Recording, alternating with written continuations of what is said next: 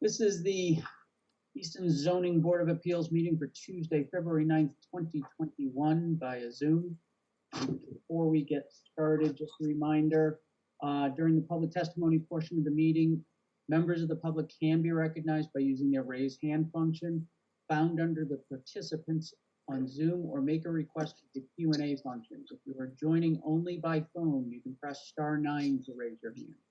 If an applicant wishes to display materials, please make the request, and I can assist with the adding materials either by sharing my screen or you can share your screen. When starting testimony, please state your name and address for the record. As in any public meeting, indecent behavior will not be tolerated, and anyone who uses the use of the meeting platform will be terminated from the meeting.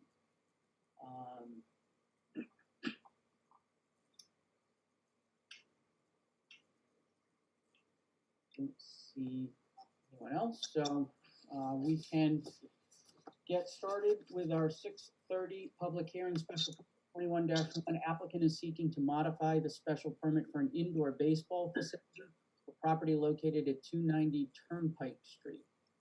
Tim, if you can read the advertisement, and I will bring Nick into the meeting.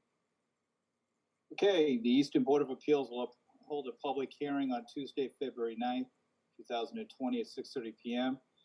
to be held remotely on the petition special permit Nick Marione for property located at 290 Turnpike Street, Easton, Mass.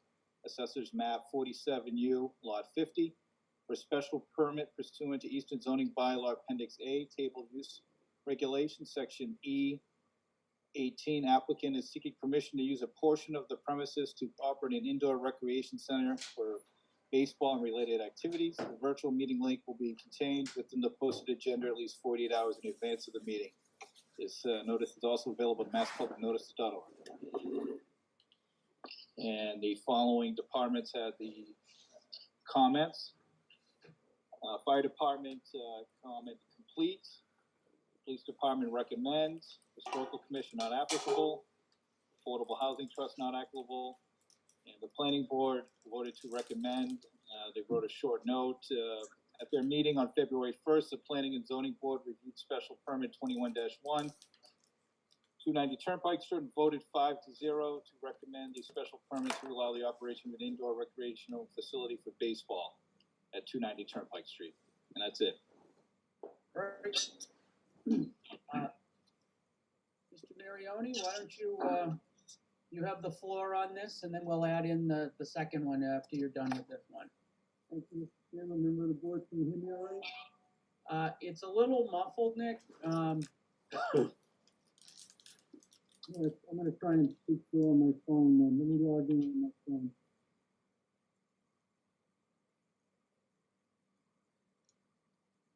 Can you hear me better now? It's still about the same.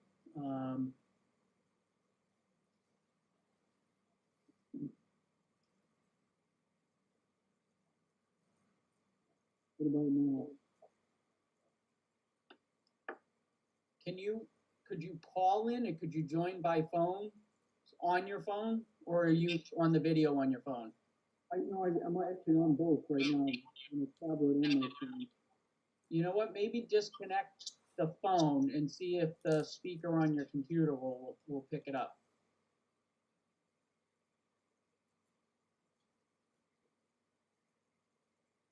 All right, I've disconnected my phone. Can you hear me all right now on the computer? It's better. Okay.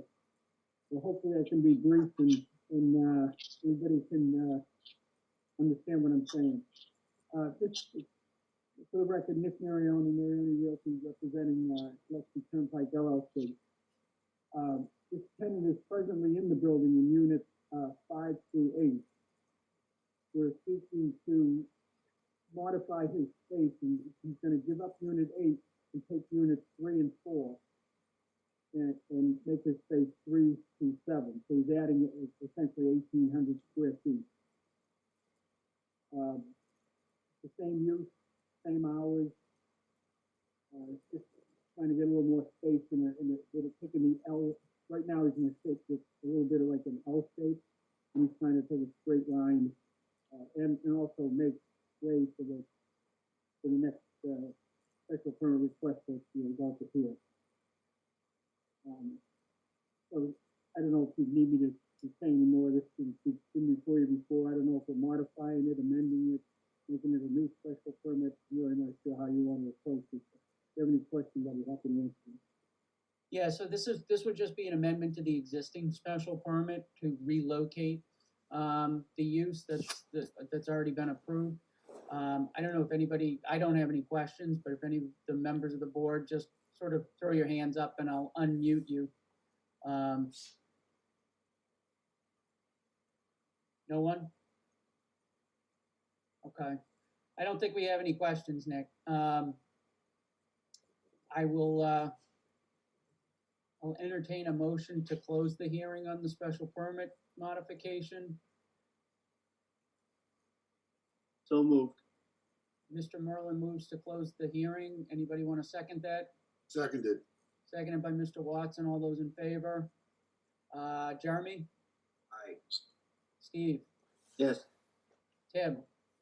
Aye. Ed? Aye. And I will do the same and vote to close. Somebody want to make a motion to Motion to approve. approve? Seconded. Motion approved by Mr. Merlin, seconded by Mr. Watson. All those in favor? Steve? Yes. Jeremy? Yes. Tim? Yes. Ed? Aye. And I vote to approve as well. Okay, so moving on to the next one. Special permit number 21-2, applicant is seeking approval to operate an indoor basketball facility for the same property at 290 Turnpike Street. Tim, the floor is yours. All right. Easton Board of Appeals will hold a public hearing on Tuesday, February 9th at 6:35 p.m. to be held remotely on the petition special permit Nick Marione for property located at 290 Turnpike Street, Easton, Mass. Assessors map 47U lot 50 for a special permit pursuant to Easton zoning bylaw Appendix A, Table of Use Regulations, Section E18. Applicant is seeking permission to use a portion of the premises to operate an indoor recreation center for basketball and related activities. The virtual meeting link will be contained within the posted agenda at least 48 hours in advance of the meeting. This meeting is also available at publicnotices.com or masspublicnotices.com, excuse me. And these are the following comments. Fire department complete. Police department recommend. Historical commission not applicable. Affordable housing also not applicable. And planning and zoning recommend. And they wrote a quick note at the same meeting on February 1st, 2021. Planning and zoning board reviewed special permit 21-2, 290 Turnpike Street, and voted 5-0 to recommend the special permit to allow the operation of an indoor recreation facility for basketball at 290 Turnpike Street. That's it. All right, great. Thank you. Nick, do you want to go through the particulars on this one? Yes, thank you, Mr. Chairman. Again, for the record, Nick Marione representing the owner, Electric Turnpike LLC. This tenant will complete the lease up of the building. As you may remember, a few months ago, they granted a special permit for Healthy Hustle Fitness in phase 1 and 2. The baseball is now taking 3 to 7, will be taking 3 to 7, and this tenant's taking the last 4 spaces, 8 to 11. Very consistent use with the other tenants in the building, all fitness and sports related. And their hours are in the brief. They plan to operate Monday through Friday, 6 a.m. to 10 p.m., Saturday, Sunday, 6 to 6. All activities will be conducted indoors. And, it's a business use in a business zone, and we don't think we're going to create any traffic problems. And we ask that the board consider granting a special permit for this use. Any members of the board have any questions for Mr. Marione? Nope. Ed? None. Okay. Any members of the public have any questions?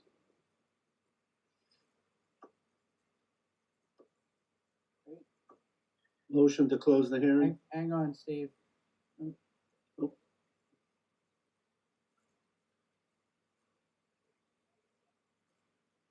Hello, Hi, is this Michael? Good? this is, Okay.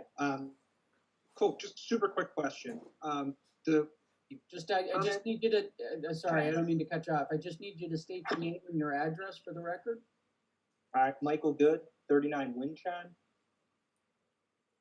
Okay. So I'm literally looking out my back window at the building, that's the only reason I'm attending. So I'm just Okay. curious as to what's going on. You said that it's indoor only, correct? That's my only concern. If I'm allowed to have a concern. Everything's indoors, correct? That's my understanding. Yes. Mr. Marioni, that's correct. Is it not? The total use regulations classify this as commercial recreation indoors. Right. That's what the special permit is. Okay. Just Correct. confirming, because the website for the baseball says indoor, outdoor, and I'm just new to the neighborhood. I'm just curious what's going on around me. That's all. That's great. Thank you. Yeah, no, the special permit we're granting is for indoor recreation. Cool. That it? That's it. All right, great, thank you. Any other members of the public wish to speak? Seeing none, Steve, you want to renew your motion to close? Yeah, motion to close the hearing, please. Okay, motion made by Second. Mr. Merlin to close, seconded by Mr. Watson. All those in favor? Steve? Yes. Jeremy? Yes. Tim? He's muted, but he said yes. Does that count, Suzanne? Yes, that's okay. Okay. Ed? Aye. And I vote to close as well, 5-0. Anybody want to make a motion to approve? Motion to approve. Motion Seconded. made by Mr. Merlin, seconded by Mr. Watson. All those in favor? Stephen? Yes. Jeremy? Yes. Tim? Yes. Ed? Yes. And I vote to approve as well, 5-0. Thank you, Mr. Marioni. We appreciate it. You're all set. Thank you. Thank you, Mr. Chairman, thank you, members of the board. Thank you. Okay, have a good night.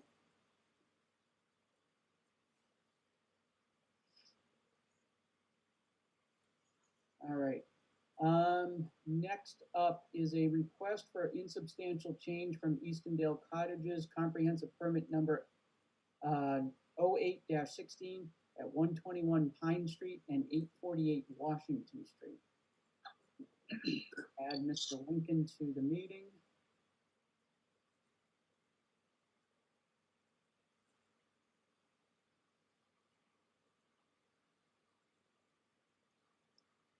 Rick, can you hear us? I can. Can you hear me? Yes. I don't see my. You, There- I don't know if, is Walter joining the meeting or is he just here He's, to, he's supposed to, but he told me to run he's- it, and he would listen. he's here. I'll Yes. bring him in.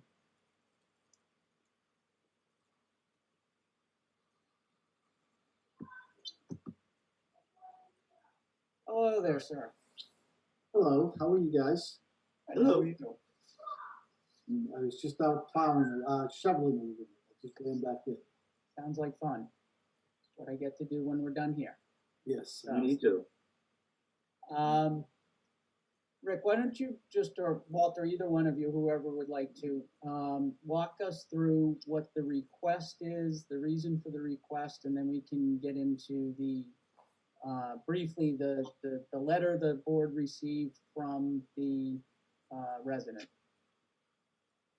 Or you Rick, can, why don't I you can sort of supersede it if you want to. Yeah, why don't I just explain the request very simply, and I'll be very brief. My letter sort of speaks for itself. I'll just summarize it and then turn it over to Rick, who can give you some more specific and direct information that I think will also address the letter. Eastondale Cottages, as you know, has been before you for modifications in the past, and the comprehensive permit contains two conditions. The first one that simply says the affordable unit shall constitute a percentage interest in the condominium that shall be in proportion to the initial price of the affordable units to the sum of the initial price of the affordable in the market rate units. That that provision in and of itself is not consistent with the statute. The statute, the Massachusetts condominium statute allows for affordable units to be treated one of two ways. In general, one of two ways. One is if you have a market rate unit that is similar to the affordable, it allows for the affordable unit and the market rate unit to have similar percentage interest in the common area. And for those of you that, and I think everybody here will understand this because you're all in the business, the percentage interest does two things. One, it sets the amount of the monthly condominium fee. So you take the percent of interest, you multiply it by the budget, and that's the amount that that unit is responsible for in terms of the condominium fee. So a lower percentage interest obviously gives you a lower condominium fee. The other thing the percentage interest does is it's the weight of the vote that you have. So in this case, where you have 28 units, each unit does not get a vote in the amount of 128. So it's not one unit, one vote. The vote is weighted based upon the percentage interest. So in that case, the lower percentage interest gives the affordable unit a lower weight in terms of voting. So that's the statute was changed in 2010. When this permit was issued originally, the statute did not provide for those alternative ways of treating the condominium. There was a lot of controversy over the statute because it didn't allow for percentage interest for affordables to be the same as market. It created a lot of problems. So later in 2010, after this decision was issued, the statute changed. So we're asking for a change to allow the percentage interest, which have already been set, to be done according to the statute. The second provision, quite frankly, I don't even know what the second provision means. Condominium association fees for the affordable units shall be established as a pro-rate percentage of the fees for the comparable market rate units based upon the initial sales price. That sentence seems to be saying the same thing as the prior condition. But the second sentence to that says the fair market value shall be based on current zoning as of right uses and shall be as of the date of the filing of the application. That's the part that's very unclear to me, and quite frankly, that part contradicts the statute. The statute requires that the percentage interest in the common area be set at the time of the recording of the master deed. Mhm. You can't set it at the time of the filing of the application of the comprehensive permit.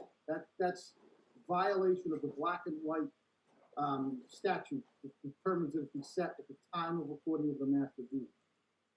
The first part of that sentence, the fair market value should be based upon current zoning as of right uses, makes no sense at all, because as of right, this lot, I think, would be one or two houses.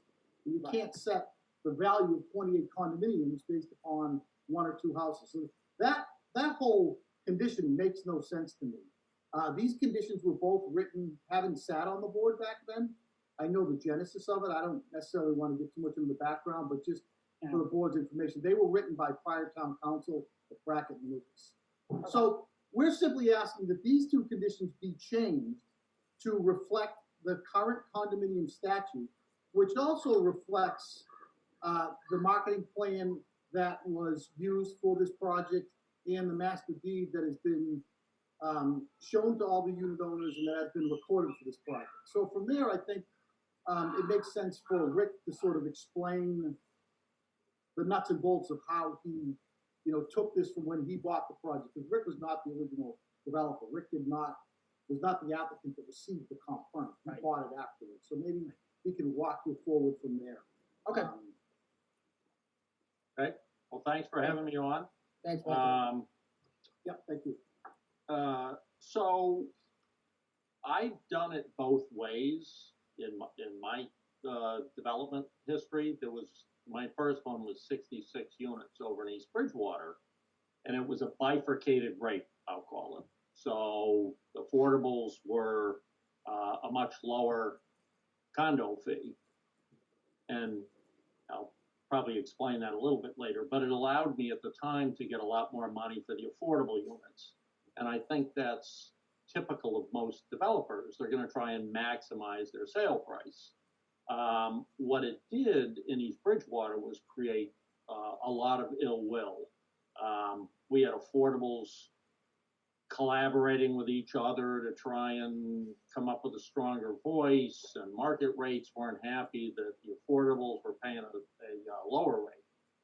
So Welch Woods, which I did in Easton, I did not do that, right? We had a single rate for affordables and market rates. I took a hit, right? So by doing that, if they pay a higher condo fee, we have to lower the price of the affordable units.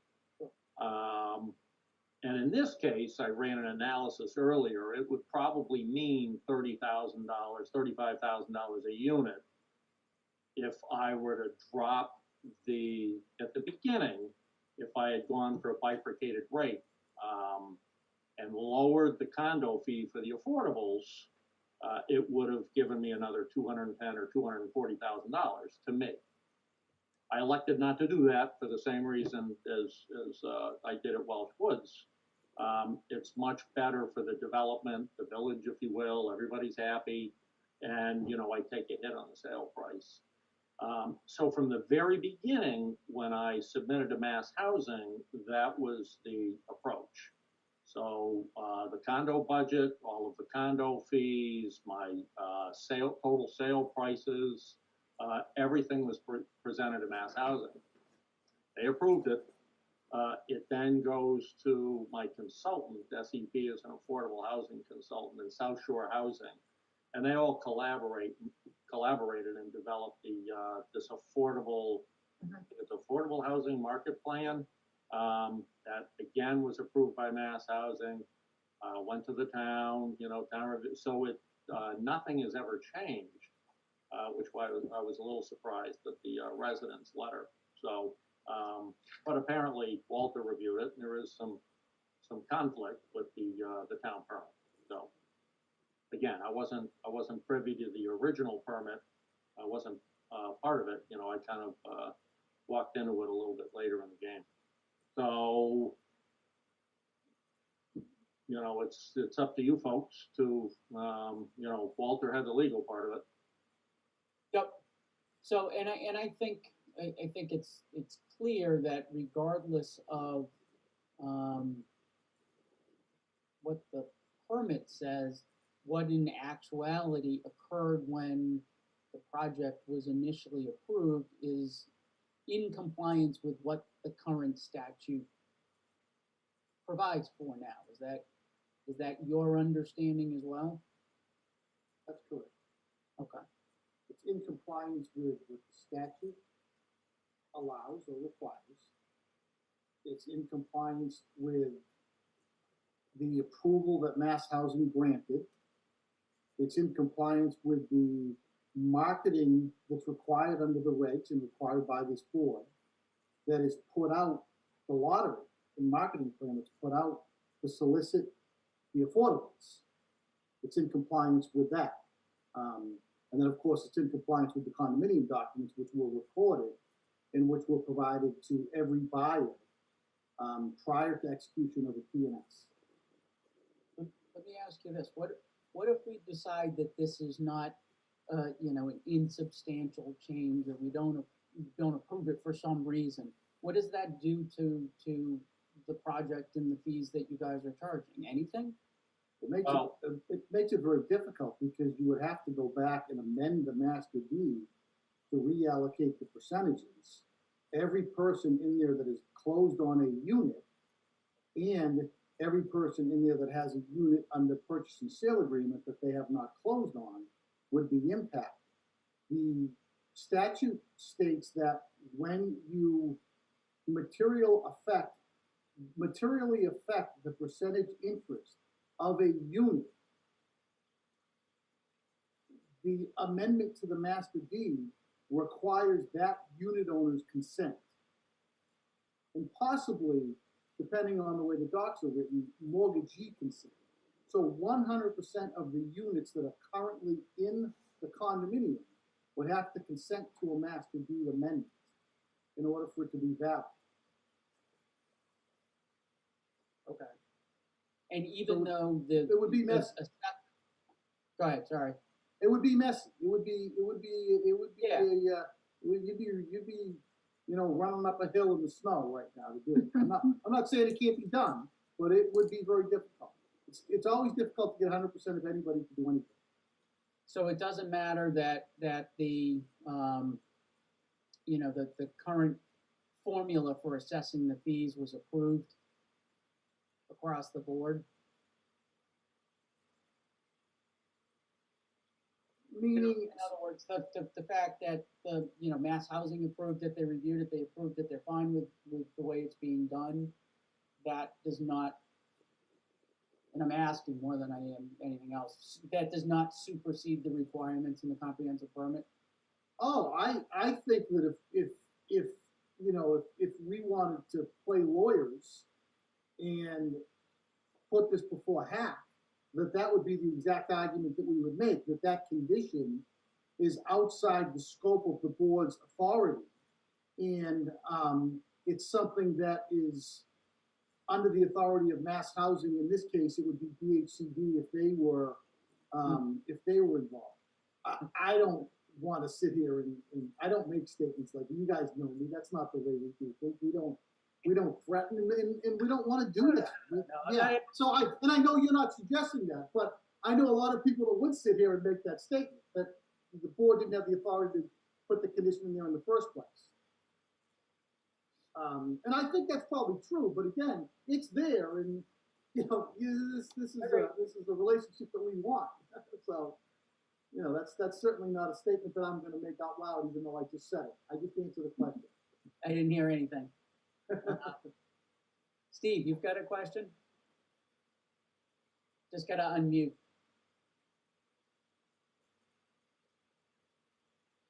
So my question is, do we need town council to give us advice on this?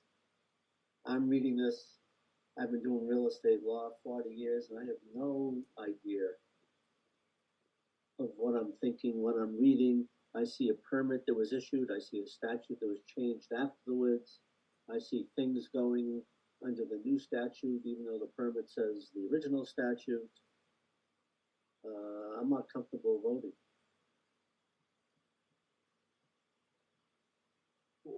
That's fine. I mean, it's a request for an insubstantial change. I don't believe we need 5 members of the board to vote on this. Well, I that's don't the think you question. need town council's position. Is it an insubstantial change depending on how you go, based on what Walter said? Maybe it is, maybe it isn't.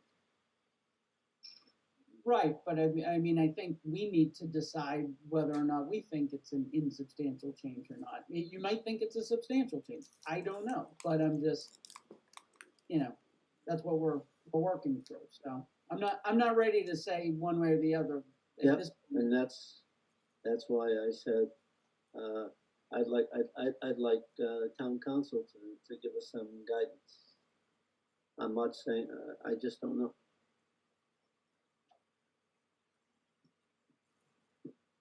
Jeremy, go ahead. My thought. Hang on, Steve. Hang on, Jeremy. Go ahead, Steve. No, I said that's my thought. I'm only one of 5, so. Yep. Understood. Yep. Jeremy? Oh, maybe this goes to Stephen's thing. I don't know what insubstantial change means either. But I just wanted to ask a couple questions. So, Walter, are you saying that if we were to approve this, that you no longer need the unit owner approval to amend the master deed for that change? But I want to be very clear about this, because obviously I wasn't. So let me address that, Jeremy. The marketing plan that was used for this project, which is a requirement of the regs, the 40B regs. That's how you find affordables, is you develop a marketing plan that gets approved by Mass Housing and it gets approved by the town, the Board of Appeals and Council. and then you put it out there in a massive advertising campaign that a lottery is then conducted. And that's how the affordable buyers are selected. That marketing plan showed that a similar affordable unit to market rate unit. So Rick has several models, an A, B, C, D, and E, I believe. A model A that's an affordable and a model A that's a market rate. In that marketing plan that all of these buyers, affordable buyers saw, had those with the exact same percentage in the common area. Purchase and sale agreements were then prepared for market and affordable rate units, and a draft master deed was attached. That draft master deed mirrored the marketing plan in that type A and type A, market and affordable, had the exact same percentage interest, so forth and so on, B, C, D, and E. Then when the master deed was recorded, when it was finally ready to go, the first unit was built and it was ready to go, the master deed was recorded, and that master deed that was recorded mirrored the draft master deed and the marketing plan. And then every phasing amendment that was put on record since then has matched. So every single buyer in there knows nothing but the percentage interest being equal. So if you vote to accept the change, what you're voting to accept is what is actually in place. You're making this sort of weird language in the decision go away, and you're changing it to match everything that happened after that. Okay, so if I get this, so how many units are there total? There's like 25 units total, 28 units, I think. of which 7 are deemed affordable. Correct. And of the 28, how many are owned by, or how many have been sold? Rick, how many units have been added to the condominium at this point? Do you know? Oh, I think it's like 14 with, or 13 with 2 affordables and 2 more affordables coming up. And how many are under agreement? Oh, all of them. Okay. And Well, Jeremy, so can I add in one more thing that I'm not sure was clear? The monthly price, the monthly cost to an affordable unit owner is made up of several numbers: principal and interest towards your mortgage, insurance, and the monthly condominium fee. And that bottom line total of, let's call it 100, is what's approved by Mass Housing at the beginning that these affordables could pay.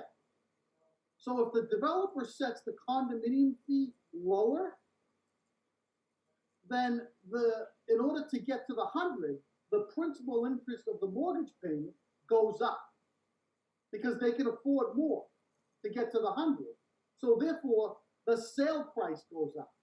So when these affordable unit owners had this assigned to them, this higher percentage interest, which was a slightly higher condo fee, they paid substantially less for their unit in terms of a sale price. That's the $30,000 to $35,000 per unit that Rick was referring to. So he gave up in his sale price that amount of money in order to, as a management point of view, going forward, so that all of these folks are treated equally. Because, you know, you and I worked at the same condominium firm at one point, and through that experience and the experience I had before and after them, and our firm now represents about 500 associations, is that what we've seen happen often is these unit owners that are affordable, right? The whole concept of the affordable units is when you drive by an affordable, you can't tell the difference affordable to market rate from the outside. But if you assign them all separate percentage interests in the master deed, now everybody in there knows who's an affordable and who's not. And unfortunately, what happens is it creates tension and animosity because the market rate unit starts saying, well, why do they pay less money than I do? Why do they have a lower percentage interest than me? The unit's the same as me. And it creates a lot of tension. So a lot of the good developers that we've represented over the years, including Rick, including my father, who was on just before us. I caught him at the end as I was coming on. That's why they assign them, that's why they choose option B under the statute, and assign them the same rate, they actually lose money in doing it. Now, I'm not telling you that they're being Robin Hood here. They make a business decision that works, and it built a lot of goodwill between the developer and these unit owners when it comes time for turnover. So that's sort of the backstory. Okay, but it sounds like there's, if maybe I'm misunderstanding this.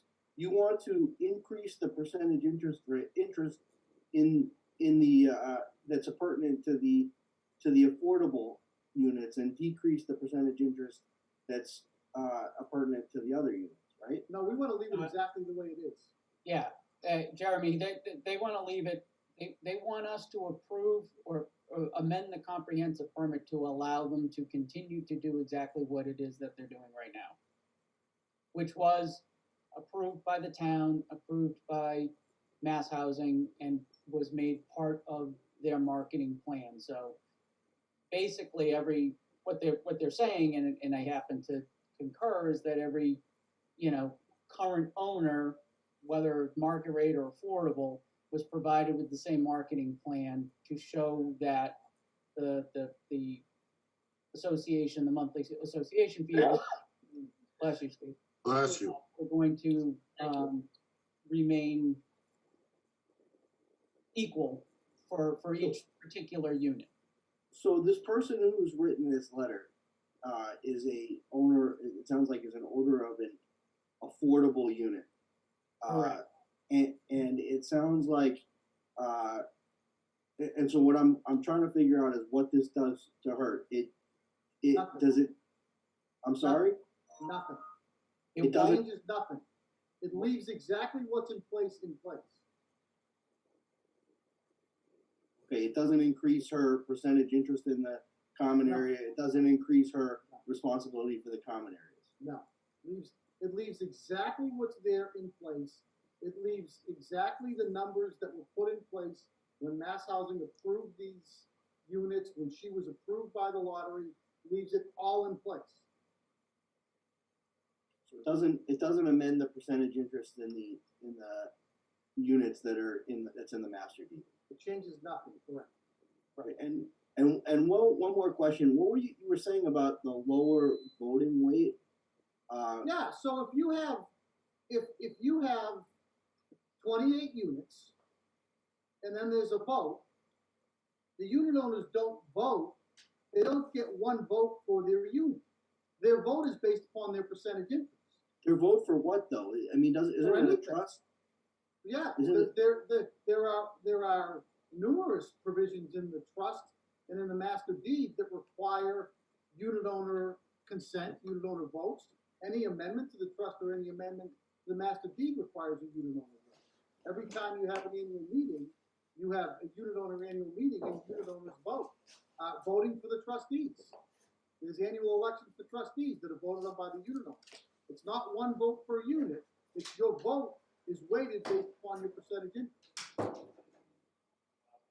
So in actuality, the net effect of not approving this, if you had to go back to the way the comprehensive permit was written, is the affordables would actually wind up having a lower percentage interest in the common areas and hence a lower percentage interest in voting capabilities. So if you needed something to be approved by, say, 75% of the holders of the common area percentage interest, you'd need that many more unit owners.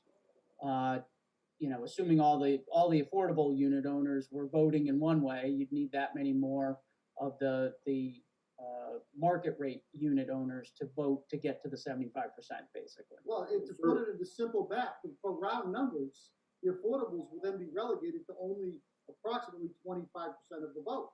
Total. So they would get outvoted every time. Yeah.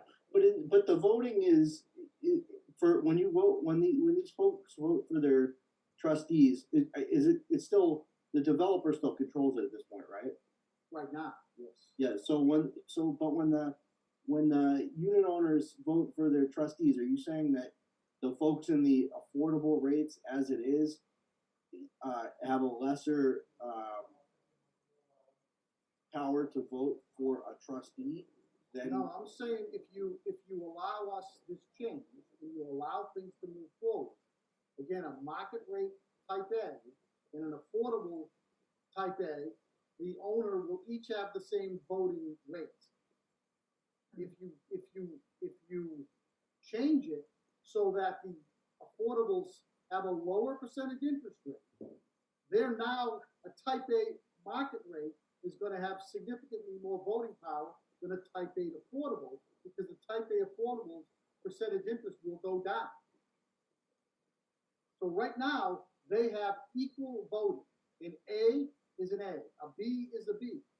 But if you change that, then, or if you don't allow the change, then those percentage interests are all going to be altered so that the affordables now have a significantly less voting power.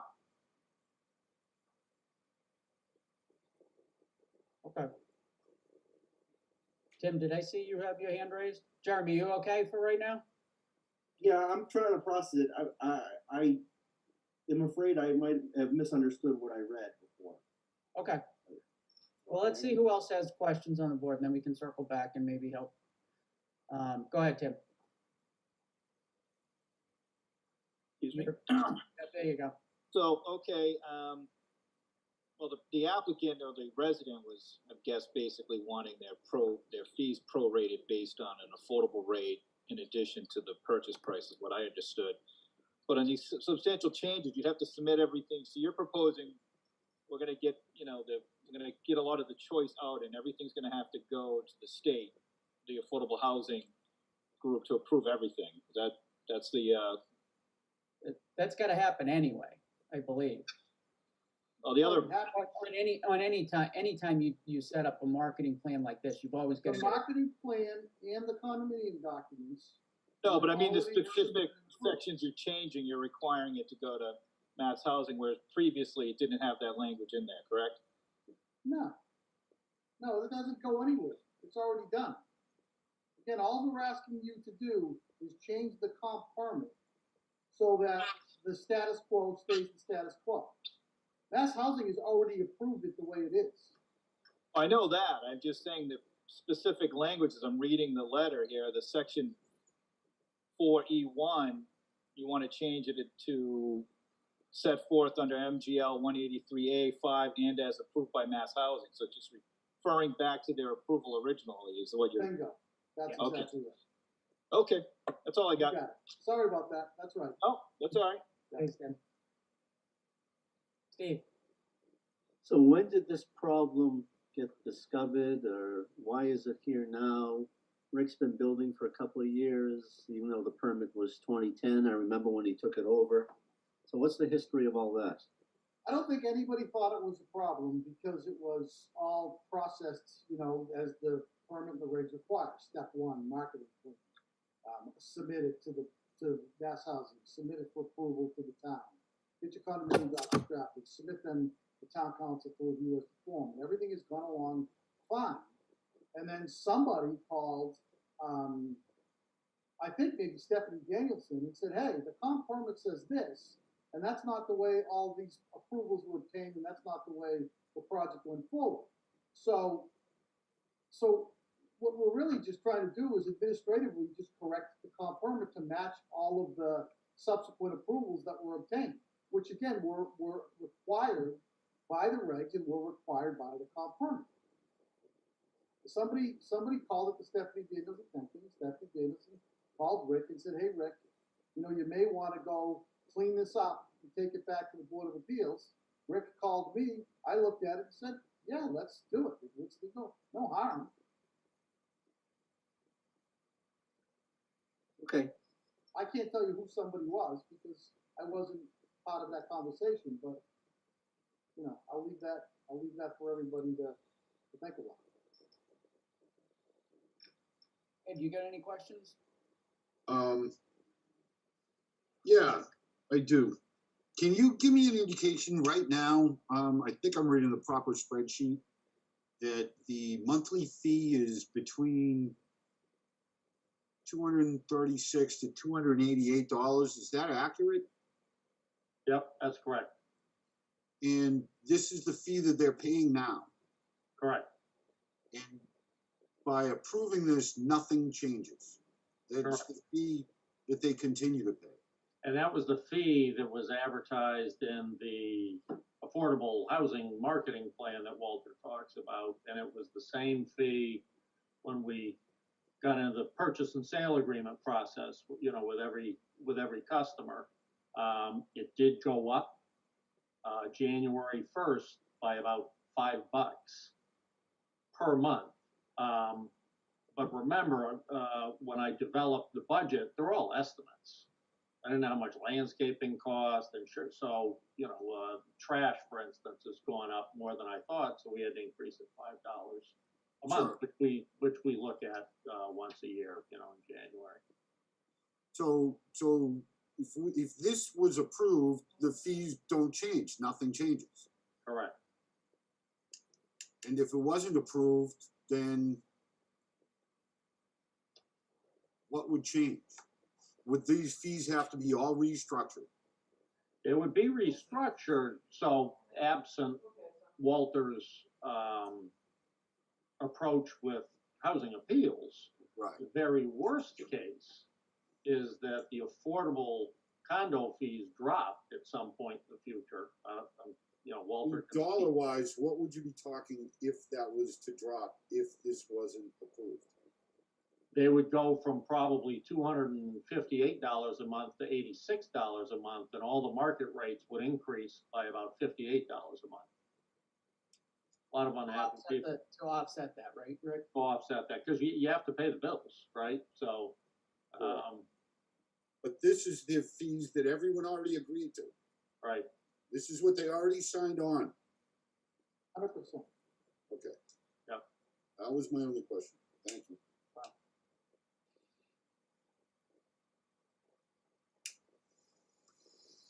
Anybody else have any questions or anything they want to add?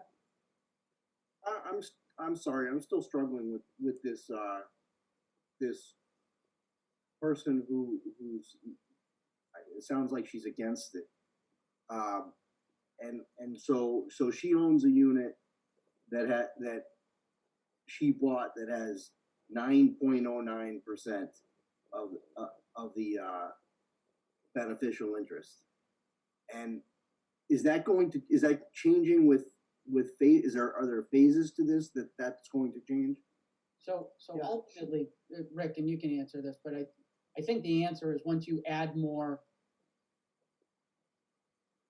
units into the condominium, the costs will be borne entirely by the units themselves, correct? I mean, the fees aren't going to go down when you add more units. It's just No. Oh, I'm sorry. I just want to be clear. I'm not concerned about the total fees. I'm concerned about the percentage, how it's being Terry, broken I up. understand your question. If her percentage interest, and I don't know without looking at the deed, was 9-point-something% when her unit was added in, then Rick said earlier there are currently, I think he said 13 units in there. So there are 15 more that will be phased in. You understand phasing amendments. Every time another unit is phased in, she's going to be reduced down until she gets to whatever the number was, 3-point-something% as shown on the spreadsheet that Ed was just referring to, that was attached to the lottery and the marketing information. So again, And the exact that place that she's going to end up down to whether she started with 9% and she ends up at 3%, is that the same as what she would end up at whether we approve this or don't approve this? if you approve it, it's the same. If you don't approve it, then we need to figure out what we're gonna do, because again, what is there is what is there. It's what's been approved up to this point by everybody. It's what's been sold to everybody. It's what's been marketed to everybody. And if you now say, I'm not gonna amend the comprehensive permit to allow the status quo to continue, then that's when Rick needs to figure out and make a decision as to what the heck we do now, because now we've got a conundrum. Well, the condominium won't have if the affordables drop and I don't increase the market rates, the condominium association doesn't have enough money to even pay their bills. So. Yeah. And something- you don't have the authority to just carte blanche, No. make changes. No, There's 28 people that have an interest in this condominium now. So my concern, and I'm trying to figure it out, is for this person or anybody who's in the affordable rate, and let's assume that I'm not sold on the whole lower voting weight thing, but my concern is this person who purchased a unit, bargained for it, paid whatever price they paid, are they going to bear a larger percentage of the costs of the association going forward than what they bargained for? If I No, they're going to, what they have now today, again, is reflected in the master deed. And they've had 2 times to see the master deed. They had it before they signed the P&S and at closing, before the closing. In the marketing plan that went out to everybody that was looking to buy an affordable unit. It's that marketing plan that caused the affordable buyers to participate in the lottery. They put their name into a hat, and their name gets picked out by a lottery agent, and then they choose, these people are awarded the opportunity to buy. The information that they were provided in the marketing plan, in the lottery, which they responded to buy, showed the exact condo fee and the exact percentage interest that exists today that Ed just referred to. So what they bargained for is what exists now. If it was advertised and marketed with a lower percentage interest, they would have paid $35,000 more for their unit. Their monthly payment would be exactly the same. Because even though their condo fee went down, their principal and interest payment would have gone up. Okay, but okay, then let's talk about the person who bought a market rate unit. Their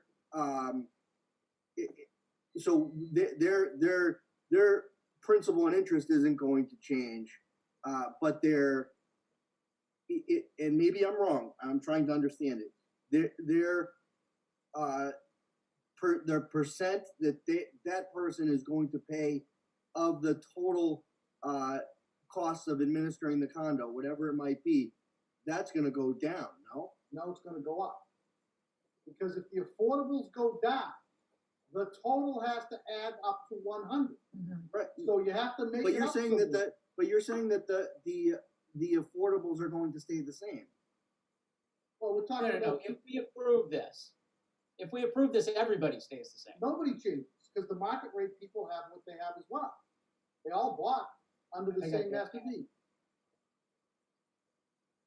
right now, can I speak, Michael? Yeah, go ahead, Rick.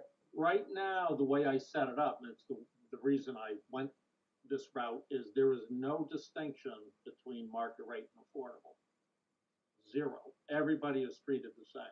So they have equal ownership percentages, they pay the same condo fees, and we're asking you if this is approved, nothing changes, and the affordables have an equal vote with the market rates, and as well, the condo fees don't change at all. Right. And that, I'll go a little further with what Walter was saying in the purchase and sale phase. All the banks, all their mortgage companies were aware of this too. So this condo fee that is being charged now was vetted by everybody, including their banks, and nothing changes after the fact if this is approved, as an insubstantial change. So you believe that if we allow this, it increases the market rate of these unsold units? Is that fair? I don't quite understand that question. Well, you're asking us to approve this. You have, I lost track of how many units you still have unsold. How many units do you still have on? Well, they're all under purchase and sale agreement. Everything is sold out there, so for sale prices and ability to sell or probability, it doesn't change anything. It's all sold. They're all sold. Right. Okay.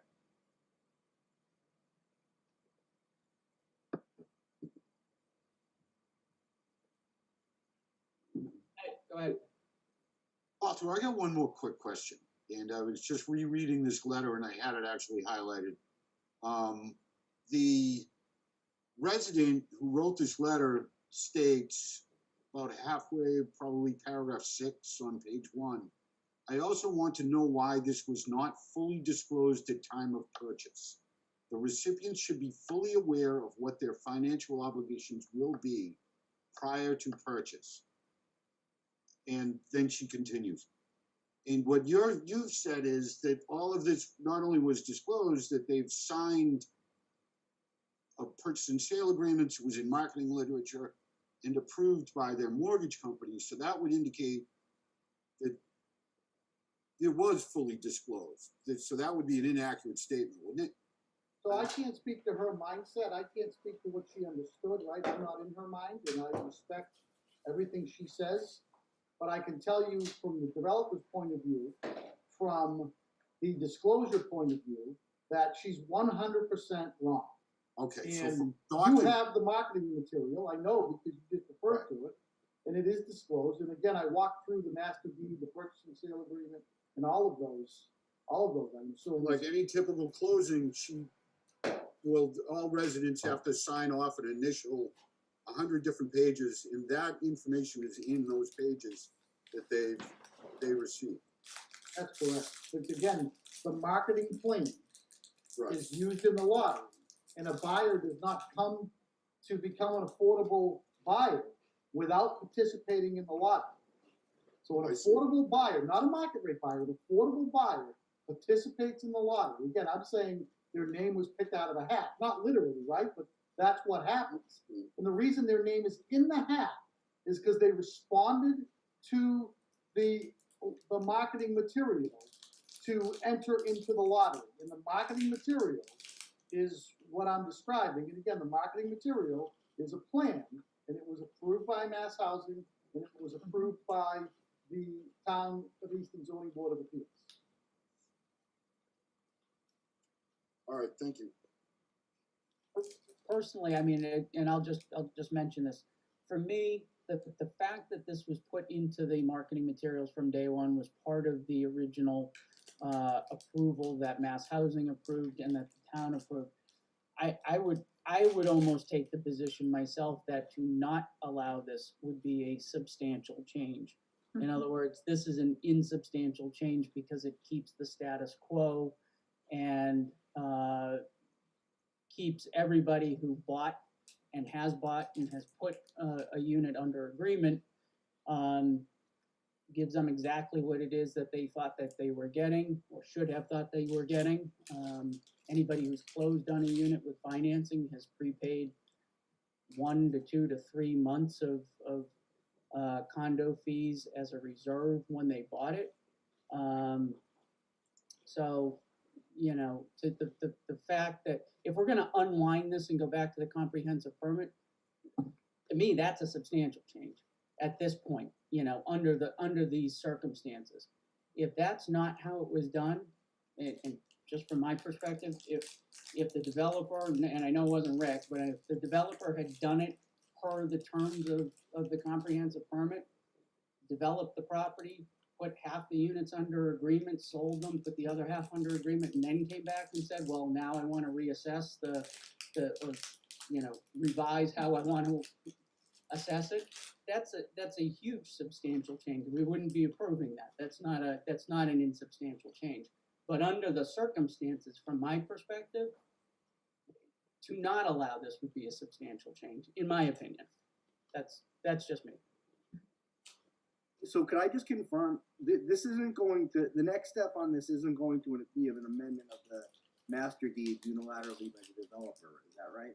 If we don't allow it, they will have to amend the master deed. if we don't allow it, they'll have to amend the master If deed. we do not find that this is an insubstantial change and then approve the change to the comprehensive permit, they will, worst case scenario, have to amend the master deed. I'm okay with it They as may long have as the other master- avenues to figure that out, but, you know. Okay, my concern is that we allow it and then the master deed gets unilaterally changed by the developer.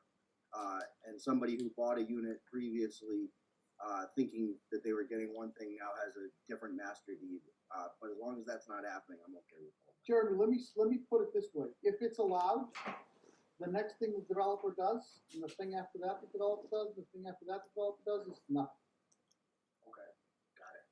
He's got, Rick, what's the timetable on selling the remainder of the units, just to, if you know? That's the $1 million question. Right, So okay. they're all sold, everybody wants in. So probably late summer, Okay, everything will be gone, and I'll probably early summer, I'll talk to Walter, I'll turn it over to the residents. okay, so we're talking, you know, maybe 6 months or Pretty quick. Yep. Yeah, And okay, it's gone well, you know, other Yeah. than this issue. Yep. okay. Okay. Anybody else have anything that they want to ask or add? Go ahead.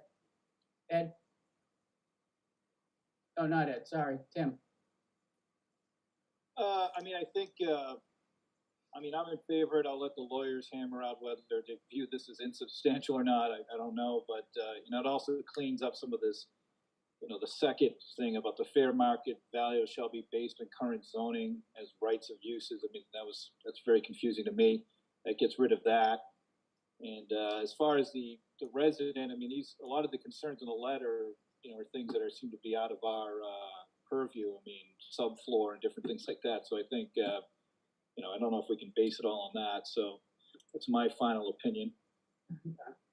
Yeah, I didn't understand the second part either, and glad to hear that Walter, who's a lot smarter than I am, didn't understand it either, so.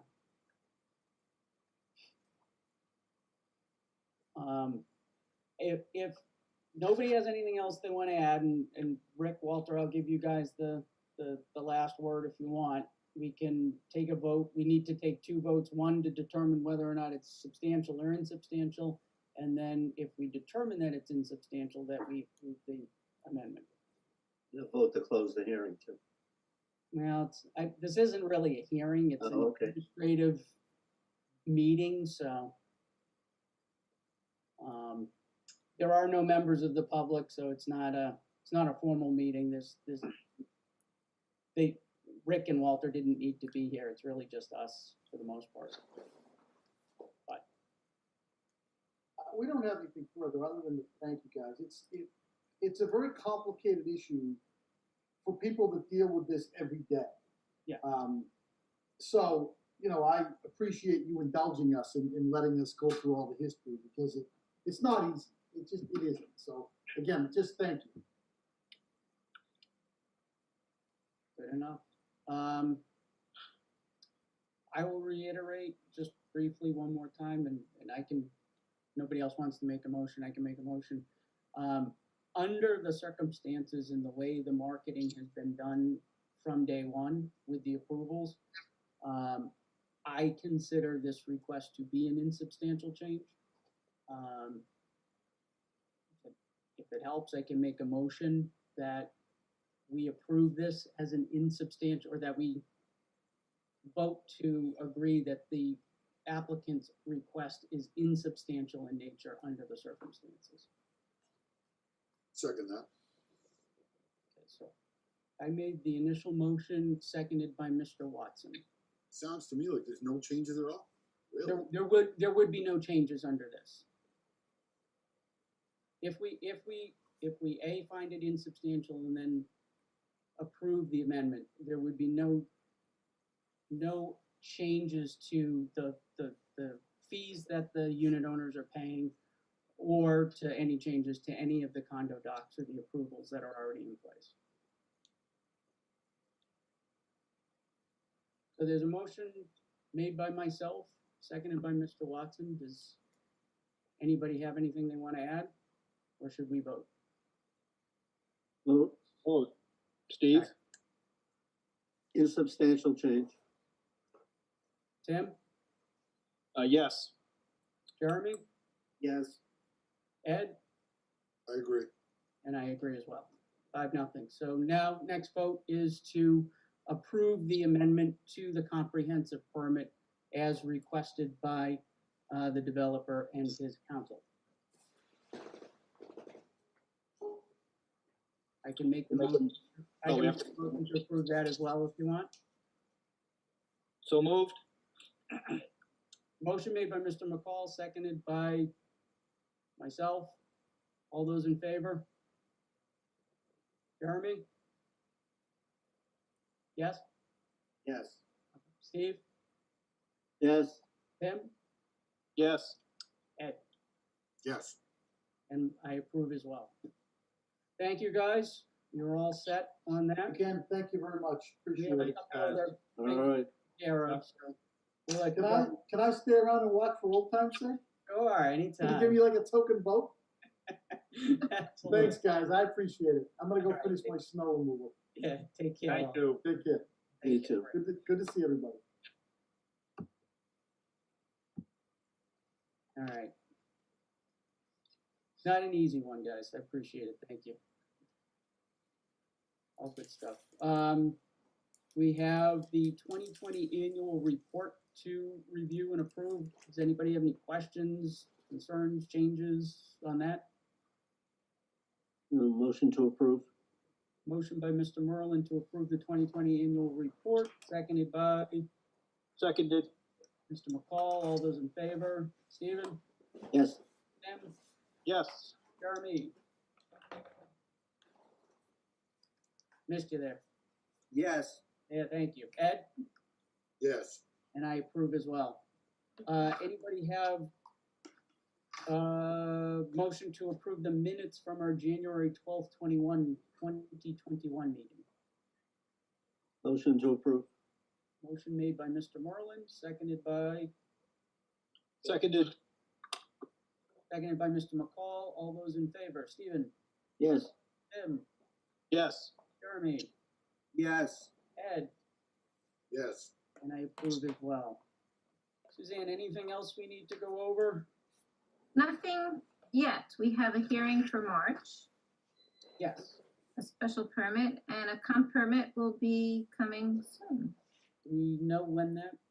We do not, but there's a DRT meeting that you are. But we don't know when the filing's. It has not been filed with the town yet. All right. Sounds good. Guess we, motion to adjourn. there you go. Seconded? Motion made by Mr. Merlin, seconded by Mr. McCall. All those in favor, Stephen, Yes. Tim, Yes. Jeremy, Yes. Ed, Yes. and I vote to adjourn as well. Thank you very much, guys.